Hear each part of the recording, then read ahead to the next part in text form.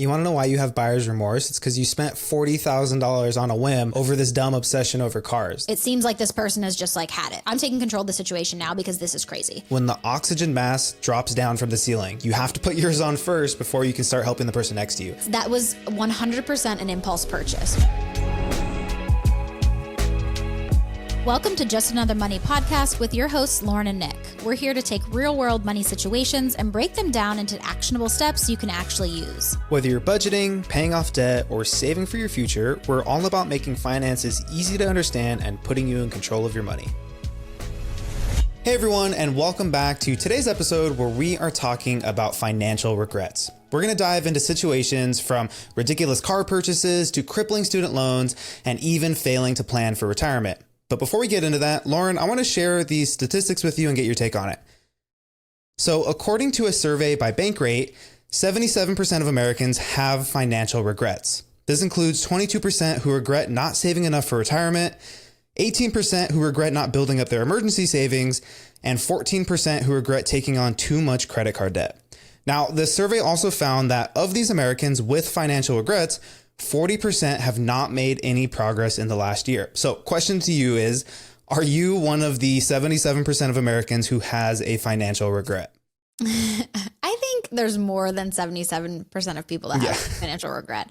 Two things come to mind. I had to think about this, but two things stand out, and then I'll actually throw a third one in that's like a caveat. So the first one for me would be taking out student loans for my graduate degree just to cover living expenses. So I was working at the university that I was attending for my master's degree. So I was technically an employee there, and I got a discount for going there for my master's degree. And it was super cheap.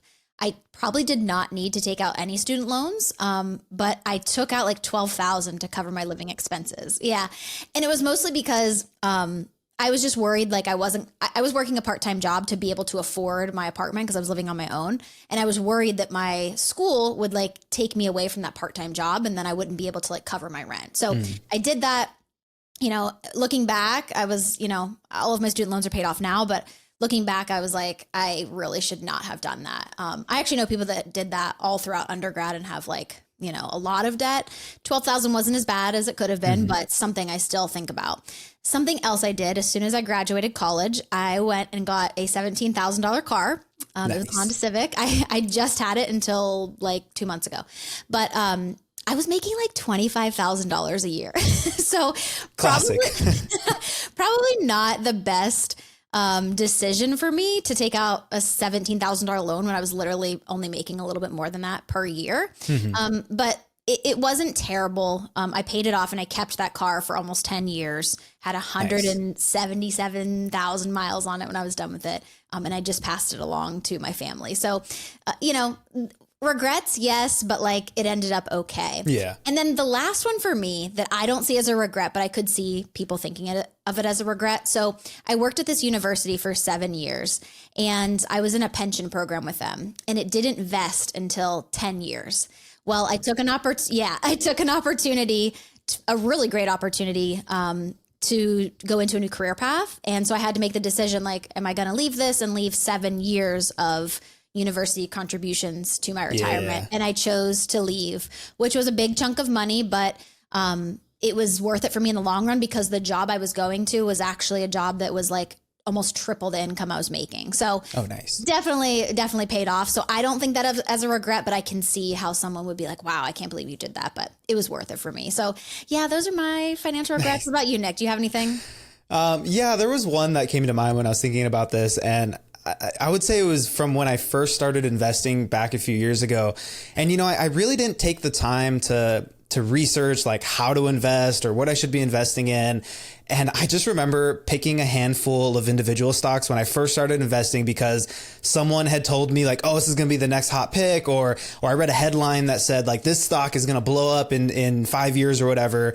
And yeah, I mean, long story short, those investments did not do well short term, as you can imagine. And the worst part is that I had actually I panic sold them when the market took a bit of a dip. Great. And, locked in those losses. But I mean, okay, looking back on it, like I will say that it certainly was like a learning experience, and it's definitely impacting how I invest now. But like, honestly, when I had first started investing, it was like, okay, I had the mindset that like investing is like this wild ride where you're looking for the next like big tech stock or just something ridiculous. And obviously not the case now that I've had a bit more experience with it. But I wish that I had, first of all, done a little more research to understand like what to invest in and how to invest. But I also wish that I had stuck to something simple and not trying to be flashy, not trying to find anything sexy with investments, like stick to something simple and have the mindset that this is for the long run. So that's kind of like one of my financial regrets. And luckily it wasn't too devastating to my finances, but you just look back on it and you're like, I wish I started sooner. And it's like, I wish I started this simple strategy sooner from the beginning, but it was a good learning experience. So that's mine.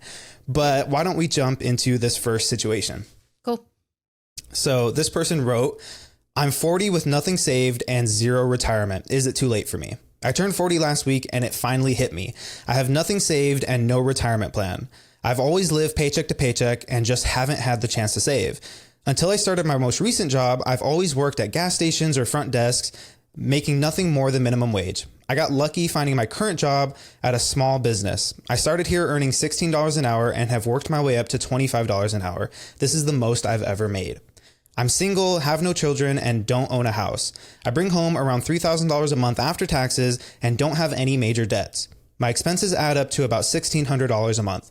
This is the first time I've ever really looked at my finances and I don't know where to start. I thought about saving for a down payment on a home instead of renting and living with a roommate, but now I'm thinking I should focus on saving for retirement. I've read a lot about 401ks, Roths, and investments, but to be honest, I really don't understand any of it. I don't have anyone. I'm really on my own. Last night, after a lot of worrying and some crying, I opened 2 new savings accounts, one for retirement and one for an emergency fund. Where do I go from here?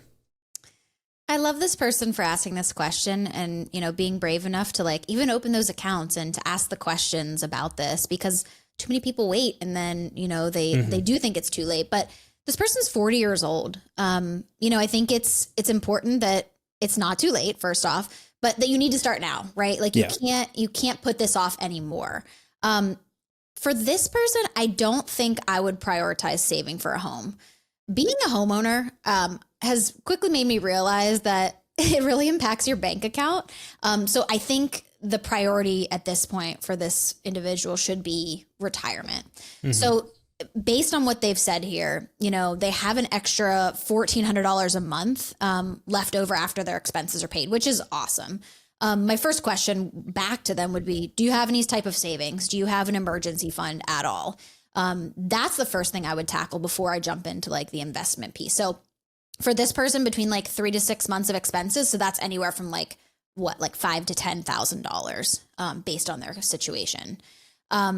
This person has they're not living paycheck to paycheck anymore, which is great, because if this person said I am spending $2,900 of my $3,000 paycheck, we'd be in a different situation here. And this might, my answer might be different, but this person has a really good opportunity here to move their needle forward with the extra income that they have. So I put $1,000 a month into an investment calculator. So if this person starts today at 40 years old and invests that extra $1,000 per month. And again, their income's going to probably go up, so maybe it increases or whatever. But if they only can invest $1,000 a month for the next 25 years until they're 65 years old, and I put in an 8% average rate of return, which is pretty conservative, they would have $951,000 in an investment account.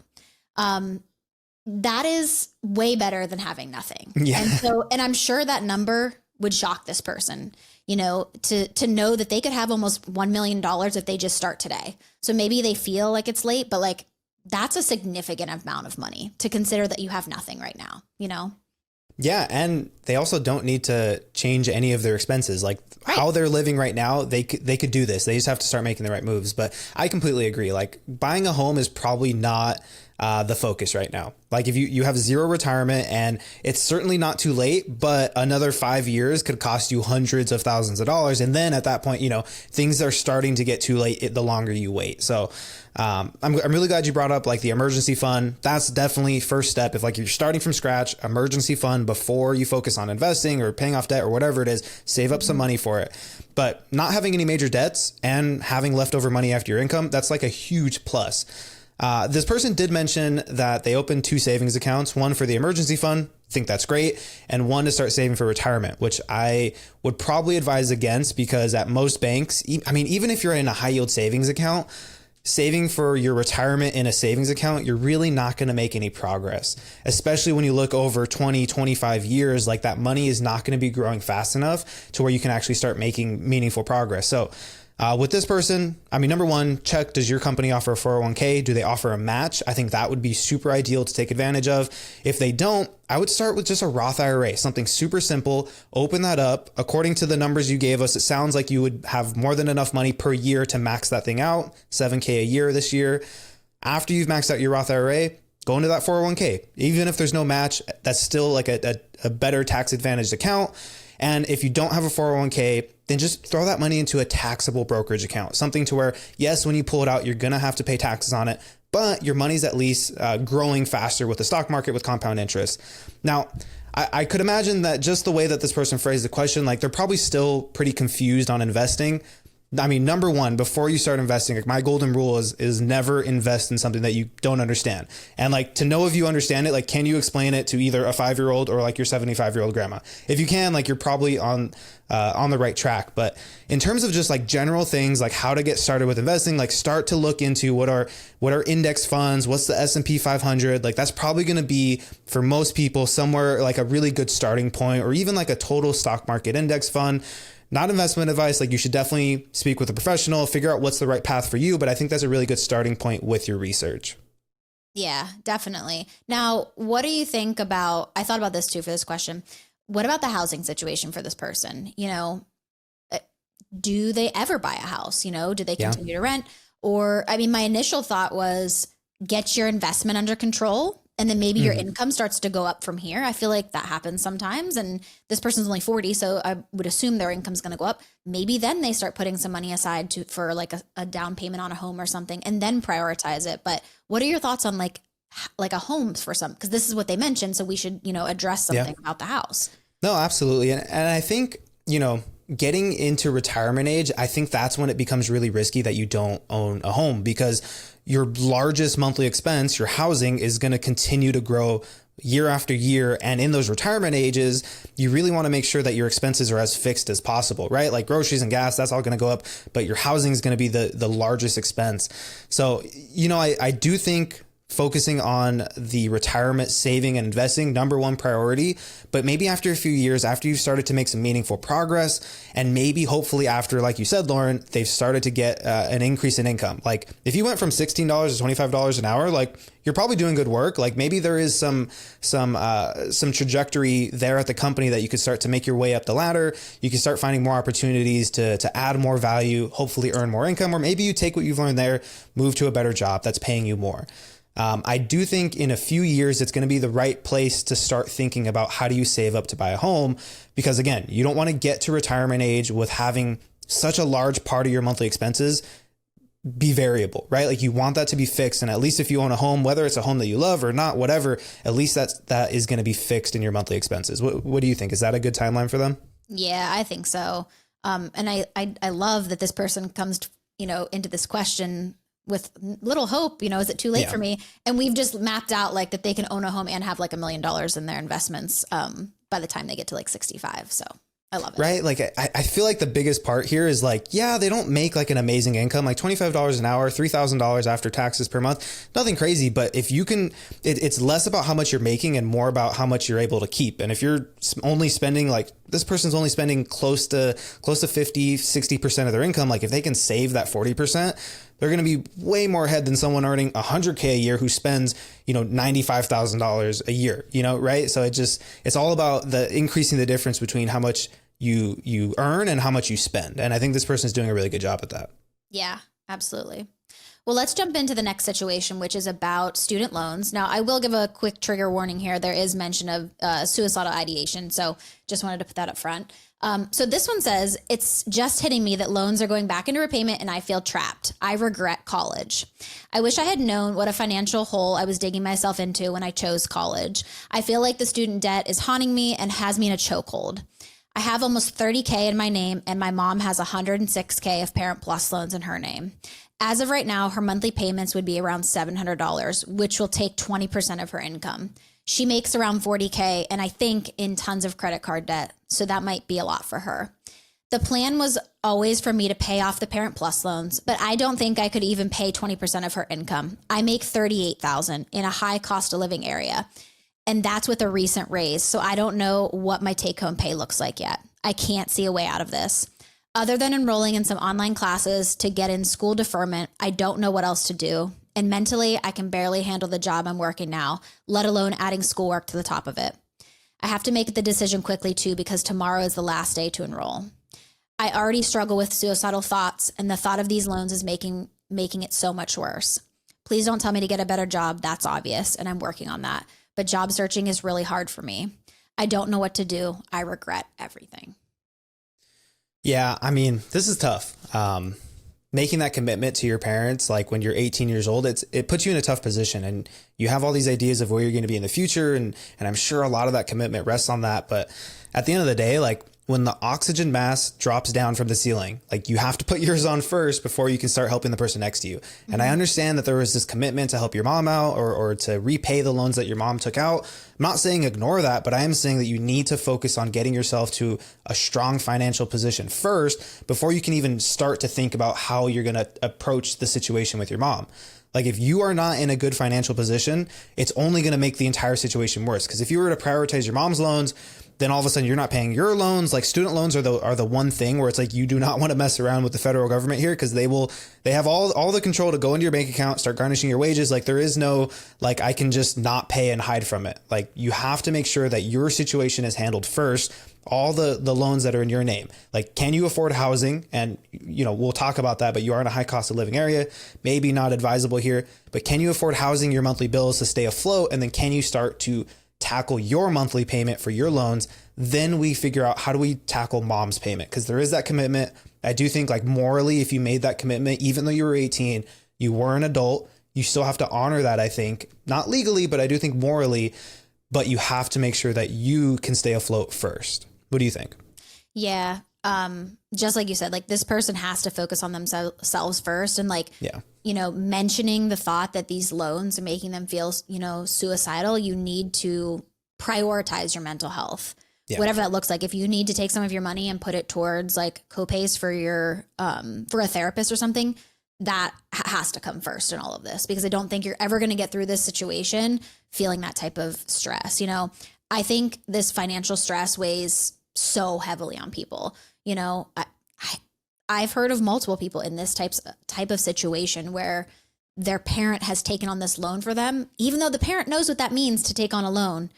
They've done it in good faith that their child's going to come out and have a better life and a better future and be able to pay this back. Neither of my parents went to college, so I was pretty uneducated when it came to student loans and things like that. And I can guarantee you this is what happened here. The person wasn't well educated. The mom was probably doing what they thought was for the best for their child. And it's quickly shown that it was not the best option. And mom probably should have just said no. But like you said, this person needs to focus on themselves first and focus on their loans and what their expenses look like. $38,000 is not much take home. So it's not like they can take on $700 of mom's payment either. I don't know what their payment is, but that's at least a couple $100, right? Yeah. All of that together would definitely be over $1,000. And this person making $38,000 a year, what's that take home? Like just a little over $2,000. Like that is unrealistic to do. This situation is so hard for me because, this person needs to get themselves under control first and then be able to help mom. But I just don't know with a $38,000 income, how that is realistically possible.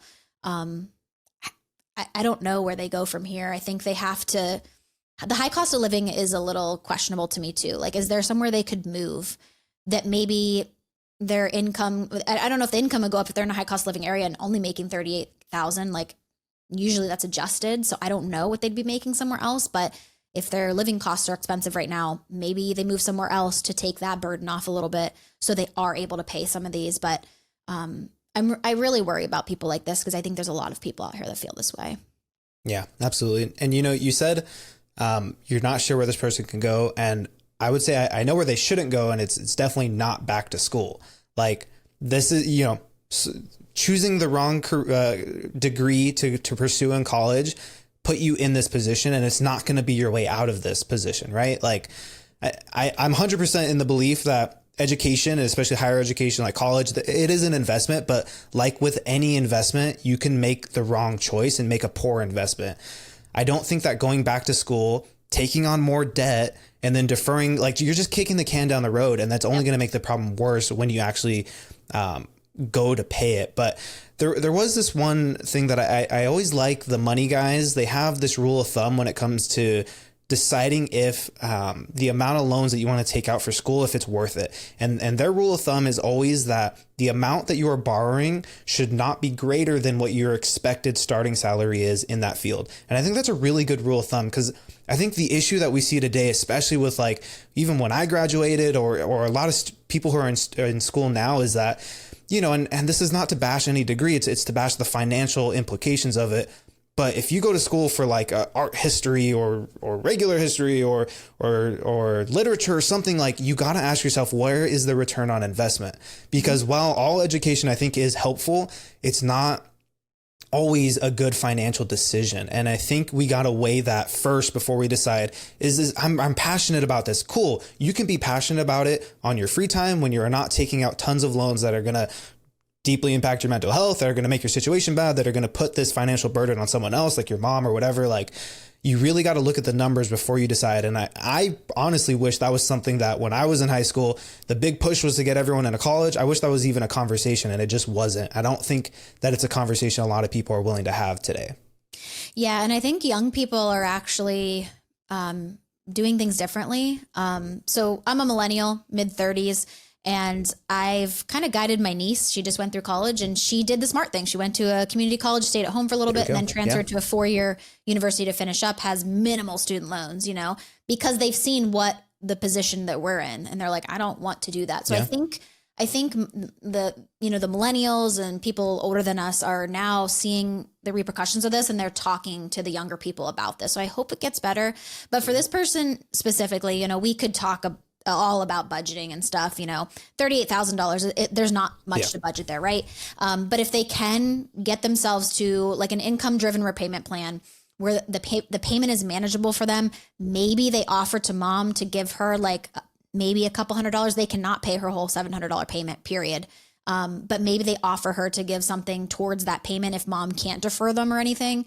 I don't know what that looks like for her mom or what she's tried to do with that situation, but to maybe help her, let her mom know, my plan is to help you out of this situation in the future, but at this point I can't. Here's what I can help you with. You signed up for this too, legally.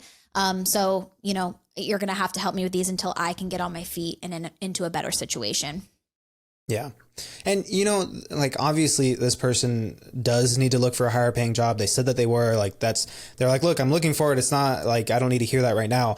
I think the bigger conversation that needs to be had is that you're making a really low salary and you're in a high cost of living area.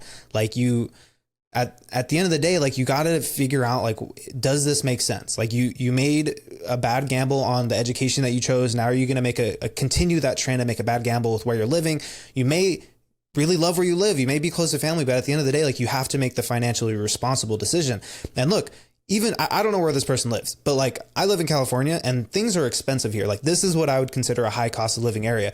If this person doubled their income from 38 and they went up to like 70,000, which is a huge, like most people do not just double their income, but if this person doubled their income, went up to 70K, even in California, like that doesn't go very far. If you have debts to manage, if you have these student loans, if you're worrying about paying your mom's student loans, like it's not going to afford you much more than potentially a room with 4 other roommates in the house and a very a very frugal lifestyle. So I don't know that living in such a high cost of living area when you don't have a degree that's going to maybe earn you the big bucks I don't think that's the right choice. So that's something that I would definitely consider. Like, can you move to somewhere lower cost of living, even if that means potentially moving out of state or moving a few hours away? Like, I think, especially if you're struggling with mental health, like alleviating the financial burden as much as possible is going to go a long way with alleviating the mental health burden that you're experiencing.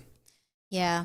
I wish the best for this person, but I really hope that they focus on their mental health first, because I think it's not going to ease that financial stress. It's going to be there for quite a few years, obviously, but at least it can make it a little bit more bearable and taking a few steps to make their situation a little bit more hopeful.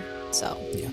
All right, taking a quick break from today's episode, Lauren and I have some exciting news we'd like to share with you. If you're feeling stuck with your finances and don't know where to start, we have you covered with our one-on-one financial coaching. These are no strings attached coaching sessions that you can sign up for today. No ongoing commitment. You simply book a session whenever you need one. Each call is 90 minutes, and by the end of it, you'll have a clear budget to work with and a solid plan to start paying off your debt. Plus, we'll make sure you walk away with some awesome tools to keep you on track, including our budget dashboard and expense tracker, as well as our debt payoff optimizer. And the best part, you'll get to work with both of us on the call. Together, we'll help you develop the best possible strategy forward, answer your questions, and make sure you feel confident about managing your money. So if you're ready to get a handle on your budget and kickstart your financial journey forward, check out the link in the show notes to book your first session. We can't wait to get started with you. Now, back to the episode. Let's move on to this next one. So this person wrote, I'm embarrassed and ashamed. I finally listed out all of our debt and I wanted to cry when I saw the total. It came from a combination of house repairs, medical debt that I stupidly put on a credit card, and unnecessary spending that I've struggled to get under control. I'm ashamed of what I've done to my life at 35 years old and afraid I will never get out of it. I've dragged my husband down this whole time with me because even with our high incomes, we are still living paycheck to paycheck with all of our money going to debt. We owe $38,000 on credit cards, $47,000 on a home equity loan, $26,000 on a car, and $34,000 to SoFi, a total of nearly $150,000 from decisions I wish I could take back. I don't know what I'm looking for here, honestly. Maybe some accountability. I don't know where to go from here. Yeah. So, I think the good news here is that, it seems like this person has just like had it. They're like, okay, I'm taking control of the situation now because this is crazy. And it seems like they're ready to change. But my question is your husband ready to change too? Mm-hmm. Is this something that they're also on board with? Or, it seems like she feels like this is all her issue, but again, they're a team. So things happen and we need to hold each other accountable. Right. So are you both ready to change? That would be like step one for me. Figure that out, get on the same page, figure out where you both went wrong. Obviously you both went wrong if you're both in this marriage and you have this much debt. And then what do you want differently for your future? You got to align on those goals. What we talked about in the relationship episode, that is so important to get to where you want to be, is you have to be aligned with your partner, right? Now, we can talk about budgeting and stuff. Obviously I don't think they're really doing much of a budget or, looking at their income and their expenses and things like that. But they have to see where everything is going because they obviously don't know where their income is going. If they've ended up in this much debt and it took them until $150,000 to wake up kind of, and especially since they make a high income and they're still living paycheck to paycheck, they definitely don't know where everything is going. Mm-hmm. That's number one for me. They have to get their income figured out, get their expenses figured out, and see what they can do with this debt. Now, if they have high incomes, I don't know what that means. Does that mean $500,000 a year? Does that mean for some people, does that mean they both make $50,000 and $100K is a lot? I don't know. But $150,000 in debt, let's say they make $150,000 each and they're both making $300K. $150,000 is a lot, but for someone at that income level, that is a doable amount to get paid off. But you have to have a plan to get there and you have to have a vision and a dream because I've said this before and I'll probably say this 300 times on this podcast. You did not get into this overnight. You're not going to get out of it overnight. And I think a lot of people lose patience when they're working on debt payoff because you just want to be out of it. You don't like the hard work of paying it off. It's a grind, but putting the things on the credit cards, that's the fun stuff, that's giving you the dopamine hit and all that. But I think they have quite an opportunity here if they do have really high incomes, like they said, to get it paid off. But I think that they need a vision forward because there's been no vision and that's how they ended up here. Yeah. Yeah. I think you covered it. The biggest part, this person wrote that I can't believe I've dragged my husband down with me. And I'm so glad you said it. You are a team. And look, barring any addictions to gambling or drugs, really, you are a team and you are both responsible. Even if you did all the spending, your husband is there to say nothing. You are both responsible for the situation. And so you need to make sure that you recognize it, which it sounds like you do, but also that he recognizes that he took part in this either by engaging in spending or by not saying anything, by not bringing up any concerns. You're both a team and you're both going to have to work together because you both got yourselves here. That's the only way you're going to get out of here is if you work together. But like you said, the great part, they earn a high income, and like a bigger shovel is going to be what's going to help you make faster progress here. But you got to get on a clear budget. You got to know how much can you realistically start putting towards this debt, because once you have real numbers, then you can at least start to map out some sort of plan. Like if you know you're able to put a couple $1,000s towards this debt every single month, a couple $1,000, you can write that out and you can start to map out how long is it going to take me before I start to pay off debt number 1, debt number 2, and then you can at least start to have some clarity around your situation. But I mean, in terms of where they go from here, like I would feel like first of all, like you want to make sure you're making the minimum payments, especially with that home equity loan. Like you don't want to risk losing your home. Like that has to be the priority, to at least maintain that payment. But then I would focus on the credit cards, wipe out all that high interest debt first. Then you can start making your way down the list. Again, really prioritize making all the payments across all your debts, but for sure that home equity loan, because that's going to be the one that if you fail to make that payment would be the most life-changing, right? Because you could potentially lose your home. Yeah. And, this isn't going to be a fun process by any means. No. They're going to have to wildly change their life and probably cut a lot of things out that they are doing right now. They're going to have to really want this. This is the biggest... Yeah. This is the biggest part of debt payoff that I think is so hard for people, is they have to change their life. You cannot continue to live the way you're living right now and see a change with your debt. It's just not going to happen. So I think that's the biggest thing for them. But it seems like this person is calling it out, like they've actually realized it, which is the first step, right? To actually acknowledge that you have this debt and that you're embarrassed about it. So hopefully that's enough motivator to be like, we're going to do this, even if it's going to take, depending on their income, this could take several years to pay off, and sticking the course to get there. And then once you're done with that, you have this done before you're 40 years old, and you have quite a high income to spend and save and invest how you want. So stick the course and get there, so you're not at 65 and having the same situation. Yeah. Yeah, I mean, life is not over where they're at right now. There's people in worse situations, and you have a high income, which is really awesome. We don't know how high it is, but like, this could be something like a 1 year to a 5 year payoff plan. And that's a long journey, but there's at least a path forward for you.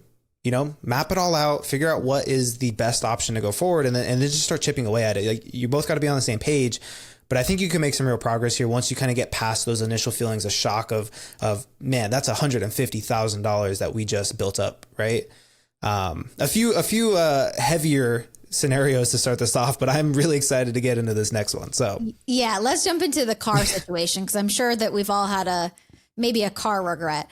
So this one says, I bought an expensive car yesterday and now I'm regretting it, having a little buyer's remorse. How did I do? Did I make a big mistake?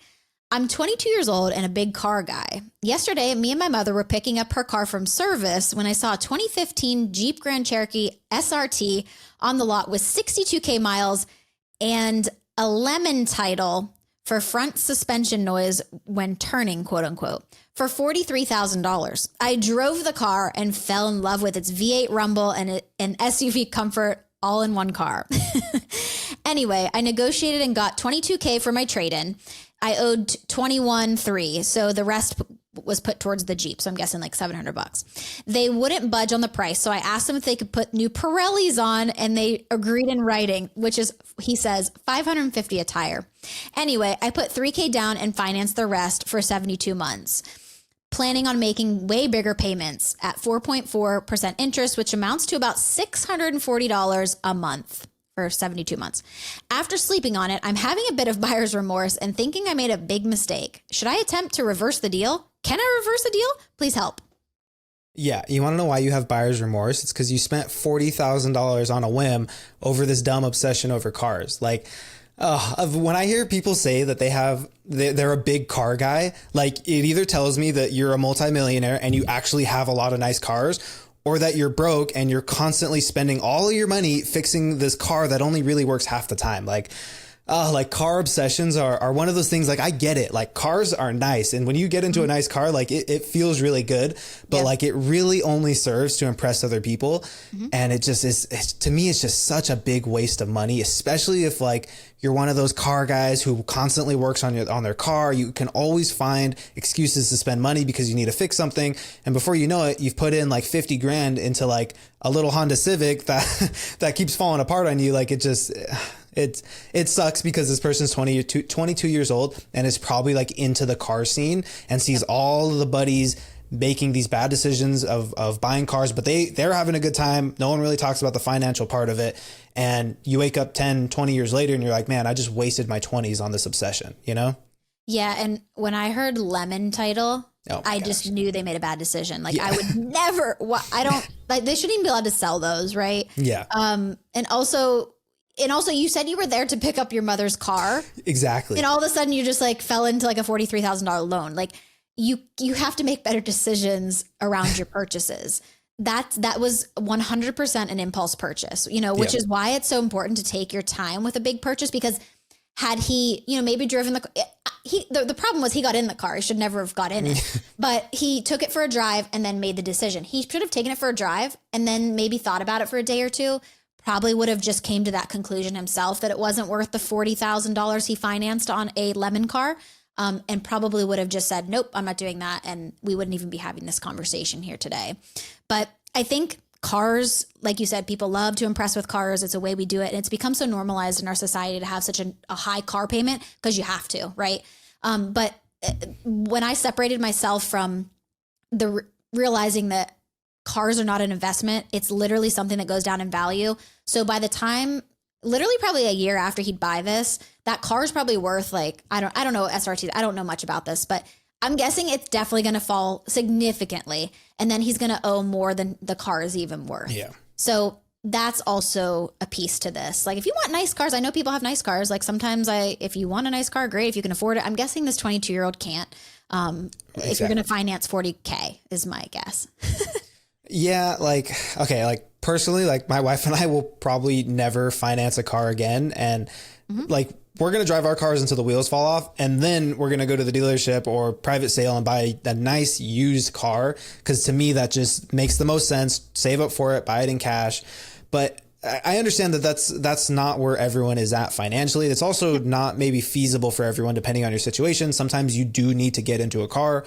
I mentioned this before. I do really like the Money Guys. They have a really good rule of thumb for buying a car, and they call it the 23-8 rule. And so that's 20% down payment financed for no longer than 3 years, and it takes up no more than 8% of your monthly income. So you got to ask yourself, is $640 a month, is that only 8% of my income? If it is, you're maybe not too far in the red, but you didn't put 20% down, that's for sure. And you are certainly not financing this over 3 years. So this is probably not the right decision for you. It's a long shot, but I would go back to the general manager, like as soon as you can, to that dealership and say, hey, look, I'm 22 years old, really stupid, really made a bad decision. Can you please like do something about this? Because you're going to end up underwater in this, or you're going to end up sinking so much money trying to fix it. And it's going to be impossible to sell in private sale, you know? Yeah, absolutely. And what I just did was, like I said, I think I mentioned earlier in this episode, you know, I bought a car when I graduated college and I just had it until a few months back. And I only had like a 3-year payment on it back then, maybe 3 or 4. And so I paid it off. And during that time saved. So I had 7-8 years to save for a new car, and then was able to buy a new car, you know, with cash at that point. That's how you do it. But the problem is too many people continue just to get new cars, and they just always have a big payment. So buy something modest and then, you know, save up over time. Use that car until you drive it into the ground, and then save some money on the side so you can buy something in the future. Like you said, not everybody can do that. Not, you know, people have different payments and are different parts of their life, you know, but I think that it's important to realize that the car goes down in value, and it's literally to get you from point A to point B, and nobody else is making your payments. So please don't try to impress anybody with a piece of metal. Absolutely. All right, let's move on to the next one. So this person wrote, my mortgage is 40% of my income. Did I make a mistake? I recently bought my first townhouse as a 29-year-old living alone with my cat. I feel like this isn't the first time we've encountered someone who lives alone with their cat. So I don't know. I'm just going to point that out. It's a 3-bedroom, 1,500 square foot home with a 2-car garage. I was overjoyed when my offer was accepted. The inspection went well, and I analyzed every aspect of my pending purchase, or so I thought. Fast forward 2 months and I'm feeling buyer's remorse. The financial anxiety is setting in because my mortgage is $1,200 a month, roughly 40% of my income. I bring home around $2,900 a month after taxes, which includes a 6% contribution into my 401k. After paying my mortgage, utilities, and HOA, I'm left with about $1,000 a month for all of my other needs. I'm freaking out because it's not a lot to build up my savings. Thankfully, I do have an emergency fund with $20,000 in it, but I'm feeling like this was a huge mistake, and every day I want to go back home with mom and dad to save more money and enjoy my life. I'm nervous about property taxes and HOA fees going up, where I'll be even more house poor than I already am. I didn't realize how hard it truly is out here nowadays. Has anyone else been here? Any advice on what I should do? Yeah. So is it a mistake? Probably. You probably should have ran the numbers beforehand. I love that she has a $20,000 emergency fund here. That's key. I'm happy with that, because if something were to go wrong in this house, which it's going to eventually, she will have some money there. What I don't like is that she only has $1,000 a month left at the end of the month to take care of everything else. So literally, if she wants to go on a vacation or anything, like, she's not gonna be able to get groceries that month. Yeah. You know what I mean? Like, you've made yourself house poor. And I think a lot of people do this. Housing is high right now. I totally understand that, especially if you're a single person. That's probably why it's 40% of your income, because it's expensive. And, that's kind of where people get to. But we get into this cycle of, society tells us we have to buy a house to be successful. And then so people put themselves into situations like this instead of renting an apartment, maybe like a 1-bedroom or something that they'd be more financially comfortable in, or go back home if you want to go with your mom and your dad. Now that this person's already here, I don't think it's worth it to sell the house at this point. No. Yeah. Hang on to it and kind of walk through the next few months and see how you feel. Maybe you get a roommate. Maybe you have somebody that, is a friend who is looking for a place to kind of get out from their parents' house or start their life. And you could charge them, for their room and maybe a spot in that garage. Right. And that would help you probably take, like, if your mortgage is $1,200 a month, maybe you charge them $600, and then that makes it so much more doable for you. And then it's almost like a house hack at that point. Not that you want to bank on that, that would be there every month, because this is your responsibility with your mortgage. But yeah, I typically I don't know about you, Nick, but I typically recommend that you don't spend any more, like, with everything combined. So that HOA fee, all your utilities and stuff, is at 30% of your income. Just so you don't get in the situation where you are house poor and can't do anything else, unless you really like your house and you want a vacation there, because that's all you're going to be able to do, Yeah. And I have some flexibility on, like, it's anywhere between like 25 and 35% that people typically recommend. And I have some flexibility depending on your income. Because if you're making a really high income and you're spending 40% on your home, like, that 60% left over is still a good chunk of money. But if you're not making a lot of income and you're spending 40% on a home, like, that 60% in this case is only $1,000. So, like, there is a little give and take with, like, am I willing to make some sacrifices? Do I still have dollar amount, a good chunk of money left over each month? But, like, I hate to say it, like, I feel like in this case, this person made a mistake. And the reason I say that is because they did make a lot of good decisions, right? Like, it seems like maybe they were living at home until they were 29, saved up a ton of money, saved up enough money for a down payment, saved up an emergency fund, like, actually had an emergency fund before they went and bought a home. Like, those are all really good steps. Where this person failed is by not fully analyzing it. Like, I'm sure they analyzed the property itself, but did not analyze the impact on their financial situation. Like, $1,000 a month after your housing's paid for is for all your other bills. Like, we're talking your groceries, your gas, your phone bill, your internet. Like, I'm sure there's some car insurance in there. Like, and if you couple that with having to save, hopefully putting more money into your retirement, like, there's no way that these numbers are adding up. And like you said, I don't think you should bank on being able to get a roommate, but I do think that's kind of the only option forward. You have to start looking for a roommate, because otherwise, like, you're just stuck in this month to month, paycheck to paycheck. Like that's literally the definition of house poor. And you got to find a way out of this. Cause I also don't think that selling it is like a reasonable option right now, because you just purchased it. Are you going to be able to get the same amount? Like, you had to put up some money for it. I don't think that's a reasonable option. So, like, maybe you could go back to mom and dad and try to rent the whole place out, but it's going to be tough, and I think finding a roommate is probably going to be your best option forward. Yeah. And like you said, I think this person does seem pretty well prepared, but I think a lot of people, and Ramit Sethi talks about this all the time, about how people do not run the numbers like fully. Yeah. This person probably said, oh, I have this down payment and this is the house I can afford. But then you don't run the calculations. Okay, is the house at 6%, or are we at a time where it's 7%? You know, and what does that HOA fee? What are the utilities during the middle of winter when it's cold out and your heat is on? And those are the things that people don't think about. Property tax, insurance, house insurance is very expensive. And, in certain states like Florida, it's been going up like crazy. So you have to account for that, which people don't. And then they get into the situation where they are house poor, and then things just cycle quickly because it's really hard to get out of a house when you just bought it, because you're going to lose a lot based on the closing costs and things like that. But yeah, I think this person tries to get a roommate and make do for the time being, and then potentially maybe just, if they want to, maybe rent it out. But I also don't want to see them being a landlord either. Yeah, I mean, the good thing is, like, this is a pretty big place for one person, 3 bedrooms, 2-car garage. Like, there's plenty of room to rent out. And look, like, if I was in that situation, I would not be too hot on wanting to rent out the house that I just bought. Like, maybe, living alone with your cat, you probably enjoy your lifestyle right now, and it's going to be something that kind of weighs down on that. But you didn't make a good financial decision. Now, like, are you going to continue that trend forward, or are you going to do something that sucks? You're going to make the sacrifice and actually start to clean up the mess, right? This person bringing home like $3,000 a month. Yes, it's good that they have some money going into retirement, but I do think you got to find a way to increase that income and then decrease those expenses as much as you can, hopefully by getting a roommate. I think that's going to be like the real path forward if you want to stay in this home long term.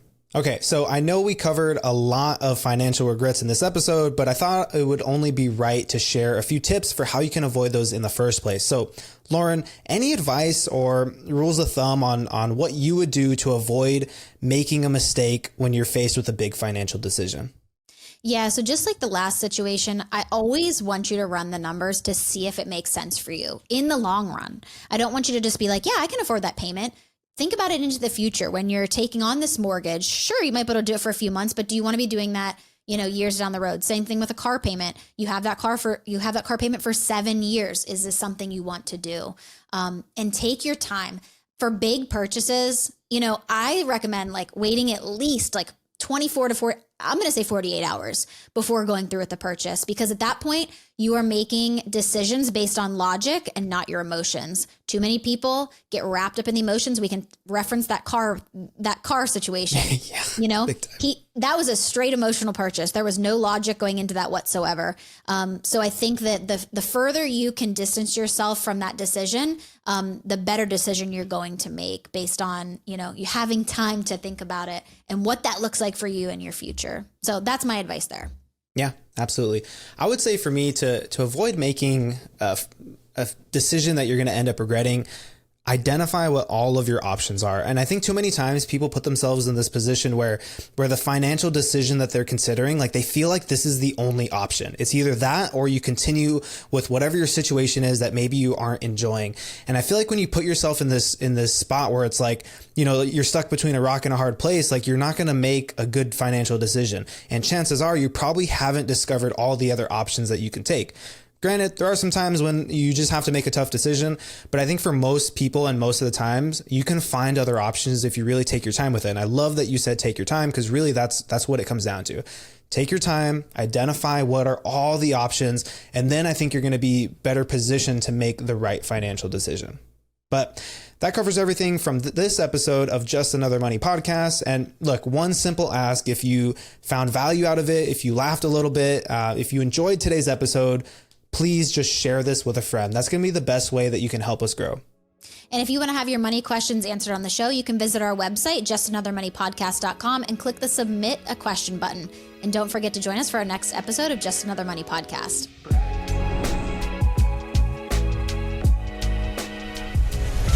The information, opinions, and recommendations provided on this podcast are for entertainment purposes only and do not constitute professional financial advice. Any financial decisions you make based on the content of this podcast are your responsibility. We strongly recommend consulting with a licensed financial advisor or other qualified professional before making any significant financial decisions. By listening to this podcast, you acknowledge that we are not liable for any financial outcomes.